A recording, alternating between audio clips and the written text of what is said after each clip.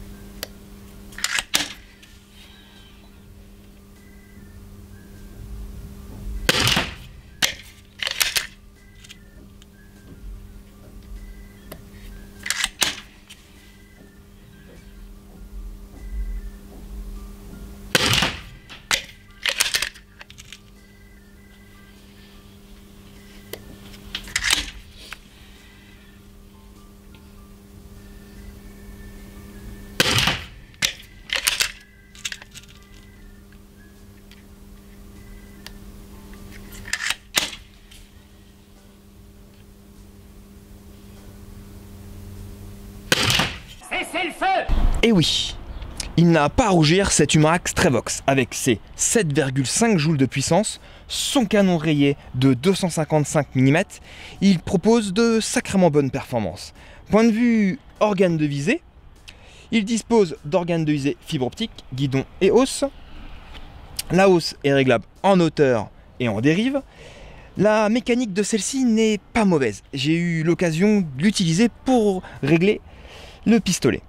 Bien que les organes de visée sont très corrects, sur le haut du cylindre, il y a deux queues d'aronde afin de monter un viseur point rouge ou une lunette pour pistolet à plomb en rail de 11 mm. Le pistolet pèse aux alentours de 1,65 kg, la poignée est en polymère et ambidextre. Concernant le canon, lui aussi dispose d'un manchon avec une bonne prise en main. Attention, c'est plus un manchon qu'un silencieux, bien que le silencieux dispose de 3 rangées de chicane, mais j'aime mieux être franc, ça sera plus un manchon.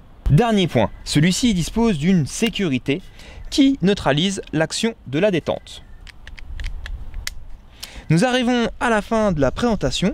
Ce Trevox propose une puissance assez conséquente, un système de propulsion autonome en comparaison au modèle pistolet CO2 et un prix super attractif.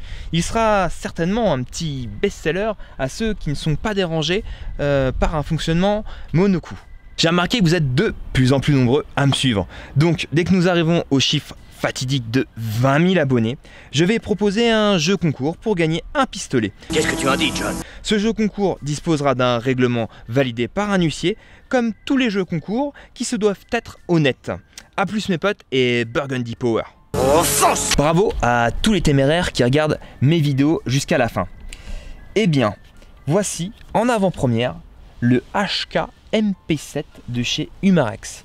Il a été dévoilé et il était même possible de l'acquérir lors de notre journée porte ouverte Umarex qui s'est déroulée du 6 au 7 mai.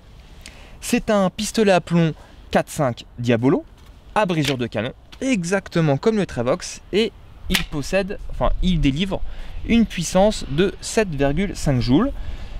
Il dispose d'un habillage HK, d'une crosse télescopique.